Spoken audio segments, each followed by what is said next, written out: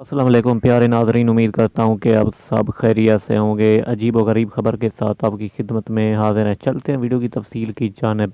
जी हाँ नाज़रीन, आपको बताते चलें कि आज हम बात करने वाले हैं मुल्तान मैच के दौरान आने वाले एक ख़ास और दिलचस्प वाक़ये के बारे में, जो कि आपको पता होना चाहिए कि एक खातून रोड पर जा रही थी और उन्हें मुझे कुछ कहना है। क्या इंग्लैंड क्रिकेट टीम के कप्तान मुल्तान की सड़क पर आ गए?